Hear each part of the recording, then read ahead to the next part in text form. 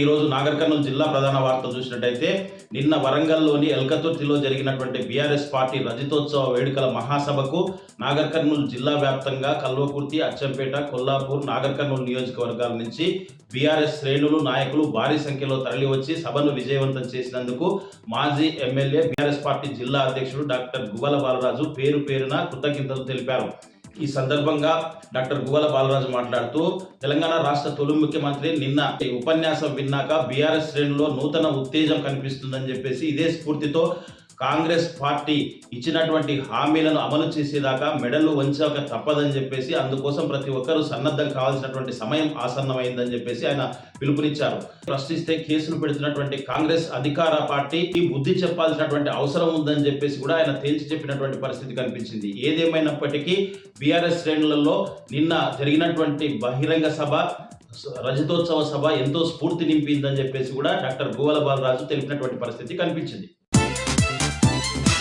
మరొక వార్త చూసినట్టయితే రాష్ట్ర హైకోర్టు ఆదేశానుసారం నాగర్ కర్నూలు జిల్లా న్యాయ సేవా అధికార సంస్థ కార్యదర్శి నసీం సుల్తానా ఈరోజు నాగర్ కర్నూలు జిల్లా కేంద్రంలోని కొల్లాపూర్ ఎక్స్ రోడ్లో ఉండేటువంటి జ్ఞానేశ్వర వాత్సల్య మందిరం అనాథాశ్రమాన్ని ఆమె తనిఖీ చేశారు. ఈ సందర్భంగా విద్యార్థుల్లో ఉన్న ప్రతిభను ఆమెను పరిశీలించారు. ఈ సందర్భంగా విద్యార్థులతో మాట్లాడుతూ మీకు మౌలిక వసతులు ఎలా ఉన్నాయని చెప్పేసి, ఎలాంటి వసతులు ఉన్నాయి, తర్వాత మీరు ఎట్లా చదువుతున్నారని చెప్పేసి కూడా విద్యార్థులతో చాలాసేపు ఆమె మాట్లాడి సరదాగా గడిపినటువంటి పరిస్థితి కనిపించింది.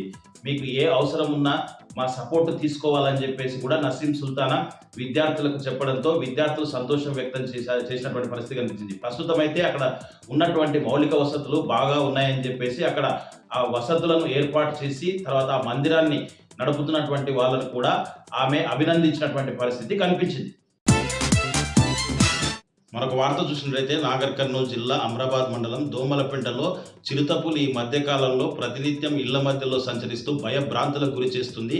అక్కడ ఉండేటువంటి గ్రామస్తులు కూడా భయాందోళనకు చెందుతున్నటువంటి పరిస్థితి కనిపిస్తూ ఉంది. ఈరోజు తెల్లవారుజామున దోమలపెంటలో ఉన్నటువంటి మాజీ ఉప సర్పంచ్ బీఆర్ఎస్ పార్టీకి సంబంధించినటువంటి ప్రసాద్ ఇంటి ముందు చిరుతపులి సంచరించినటువంటి వీడియోలు సీసీ కెమెరాల్లో రికార్డ్ అయినటువంటి పరిస్థితి. దీంతో వాళ్ళు అంటే ప్రతినిత్యం కూడా అక్కడ ఉండేటువంటి ప్రజలు భయంతో గడుపుతున్నటువంటి పరిస్థితి కనిపిస్తూ ఉంది.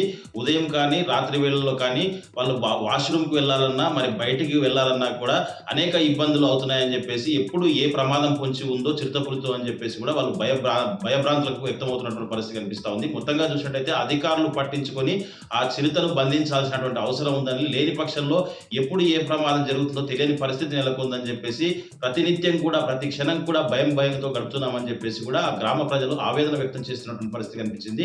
అధికారులంతా దీనిపైన దృష్టి పెట్టి ఆ చిరుతను బంధించాలని చెప్పేసి కూడా వాళ్ళు ప్రభుత్వాన్ని డిమాండ్ చేస్తున్నటువంటి పరిస్థితి కనిపిస్తా ఉంది.